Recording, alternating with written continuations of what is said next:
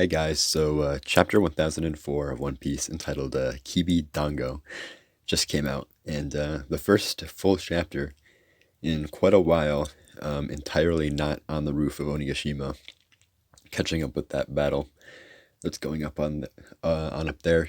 So it looks like it's gonna be a bit longer till the hybrid form of Kaido, which got teased very briefly last chapter. But yeah, as the name of this chapter might imply, Otama plays a very large role and does what a lot of people speculated would happen, effectively turning her into the MVP of the entire war, probably. Because, well, first page, we hit Speed, and Speed is not the first character I expected to be seeing when I read this chapter, but she's here on Onigashima, and she is distributing the kiwi dongos that Otama produced in bulk on her way here. And that obviously also answers the question as to how she got to Onigashima. She did so on Speed's ship, which people, when was it? Maybe 994. Yeah, I think whenever Otama first came, she said she arrived on an enemy ship, which a lot of people were speculating very deeply about, which I was kind of confused about, because it seemed pretty obvious that it was probably just a vessel with gifters on it that she took control of using her powers, which was the case. But this was back when people thought, due to a bad translation, or not necessarily a bad translation, but people just misinterpreting that translation, that Ivankov had shown up on Onigashima, which obviously was not true. So people thought that maybe the ship that she caught a ride on was the Revolutionary Army ship. But no, that's not the case. It is just simply she took control of a ship using her powers. And Speed has come back into the equation, and not only Speed, but quite a few gifters that we saw during the first two acts of Wano, including Daifuku, the Scorpion Man from Udon, and Gazelle Man. Does he have a name other than... No, his name is just Gazelle Man. Which, a very creative name there. But yeah, they're running throughout the place distributing the Kibidongo, which now gives the Alliance a very large force of gifters laying around, which during this process we switch over to the battle between Sasaki and Frankie, which starts out with Sasaki basically tanking cannons from Frankie's arm, his general left, and slamming into a wall, which the general Frankie, or the Frankie Shogun, however you want to say it, is very easily able to block. He just grabs his big horn and stops him, which reinforces the idea that General Frankie is kind of a powerhouse. We haven't actually seen him much. The only two times I believe we've seen him before this, at least in battle, was during Fishman Island, which he was basically only cleaning out fodder. And actually, I guess he might have used it against the squid guy that he killed. I can't remember. And also he used it against Baby Five and what's his name? I don't remember. The spin guy, the Dacian, or is that just what he says? I can't remember. In any case, in that fight, he absolutely swept the floor with two Don Quixote family executives, which should obviously give a pretty good idea of how beefy the Frankie Shogun is. Obviously, like compared to his fight with Senor Pink, he had an obviously pretty hard fight with Senor Pink when it was just him, but he like easily swept the floor 2v1 against people of effectively the same rank. Obviously, I don't want to power scale and say that maybe Senor Pink was stronger than them, but which he probably was. But in any case, yeah, it looks like he's kind of a powerhouse. He's easily able to not only block Sasaki's charge, and Sasaki is a huge Triceratops. Like it makes it makes the Frankie Shogun look like if this was a normal sized Triceratops, the Frankie Shogun would be a normal sized human in comparison. But the Frankie Shogun's huge, obviously, which speaks volumes to just how big Sasuke is in his Triceratops form. But nonetheless, Frankie just throws him over the shoulder into the wall. At which point, a number of gifters run up and grab Frankie's legs, while Sasuke gets back up and prepares for another charge.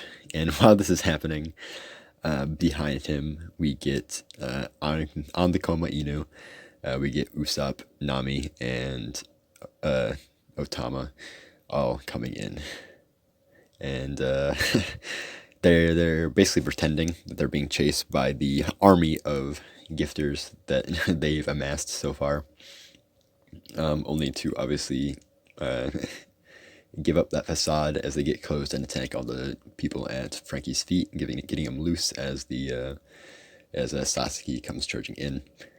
And behind them also are Ulti and Page One. At which point, Ulti launches into the air and gets hit by Nami's Thunderlance. I think probably marking the first big hit that the Nami and Usopp duo got against their opponents here. Obviously, we saw Usopp was briefly able to, like, I guess, slow them down with like the bamboo shoots and the carnivore grass or whatever it was. But this looks like it was actually a very impactful attack. And it also possibly hints at Nami getting Zeus back, because she mentions that a lightning bolt that size won't do much. She's going to have to get a way bigger bolt. And I don't think that she's going to get it necessarily back during this fight, simply because I think Oda deliberately gave Big Mom back Zeus. So she is fighting at full power, and it's not like a diminished reward, I guess, when the Alliance inevitably probably takes her down. But in any case, yes, Ulti takes a big blow here. And we get a scene that people have been speculating about ever since the raid started, maybe even since Otama's ability was introduced. We get Usopp shooting the Kibidango into the mouth of gifters as he rides past, which is the best combo if I've ever seen it. Making very good use of the power, and effectively distracting Sasuke long enough for Frankie to get a big slash on him. Well, actually, he kicks the jaw of Sasuke up, exposing his stomach, and gets a victory V flash on him, which is just big sword double slash in the shape of a V to the stomach there. At which point we cut away to Black Maria and Sanji. Sanji has been captured in a web. Once again, Black Maria is kind of just toying with him. But he did put up a good fight. As we see, Black Maria says basically that he went on quite the rampage. And basically we see all the guys that were in the room beaten up and bloody, but obviously all the women are fine, as per Sanji's usual character. But in any case, Black Maria says to call Nico Robin here, which is so exciting, because I have wanted a Black Maria versus Nico Robin fight basically since Black Maria was introduced, especially once her devil fruit was revealed to be kind of a similar way, I guess, with the whole growing limbs as a spider versus obviously Robin's ability to grow limbs.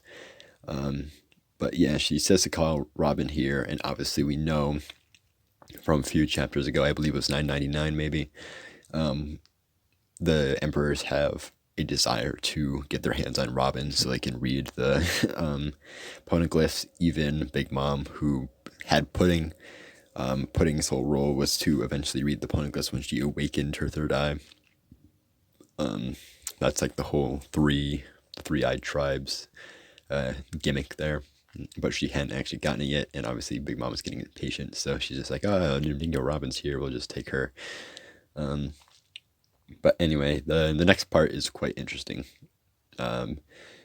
So Black Maria says to call Nico Robin here using one of the women with um, the little eye mask thing with like the three prongs and then the eye, and it's like a piece of paper on their heads or something, or a piece of paper or cloth, something like that. It's the people that the symbol that's heavily associated with the Who's Who's crew.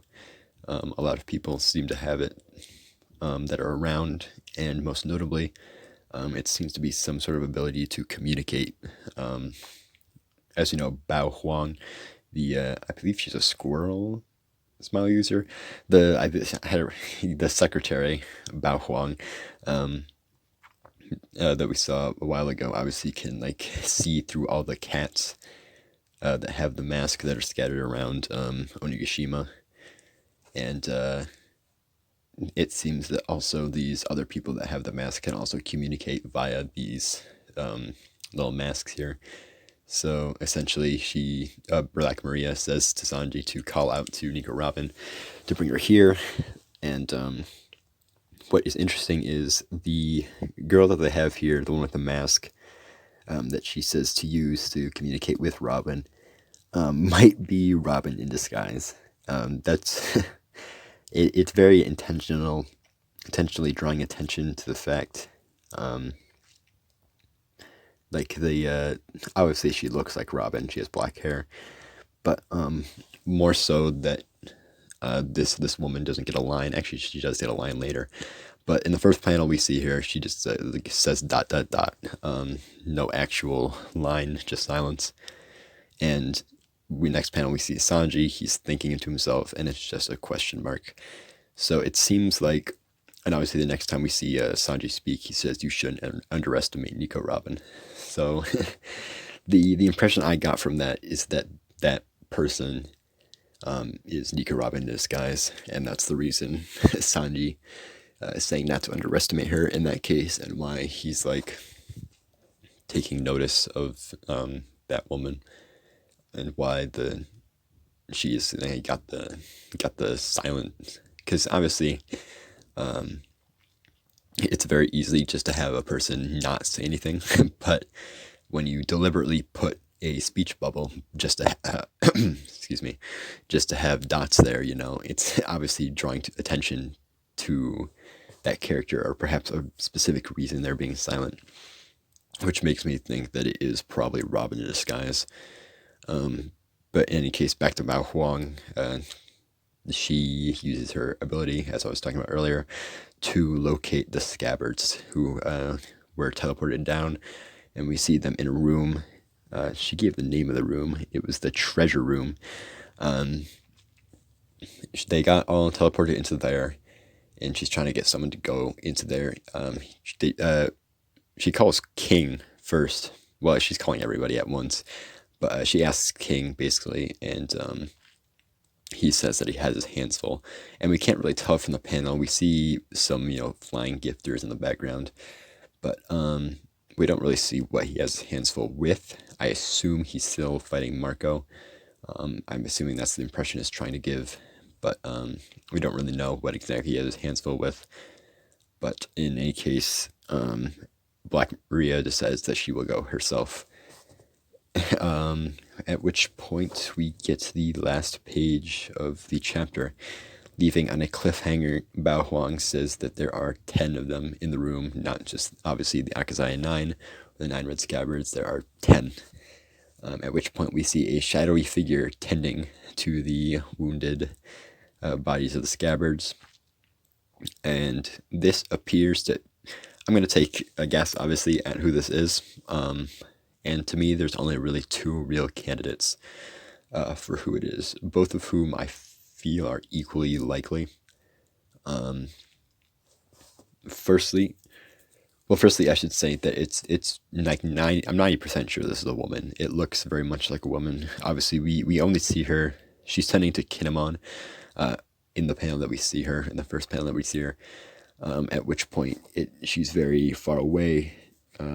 Kinemon's on the opposite side of the room as to where our perspective is, and it looks like it is a woman's figure. And a close-up, we see obviously a shadowy silhouette of a face, which also looks very feminine. So the two people I assume this is either Hiyori or Toki. Toki obviously supposedly is dead, but we saw, or more accurately, we didn't see her death. She gave her prophecy and then got shot, shot in air quotes,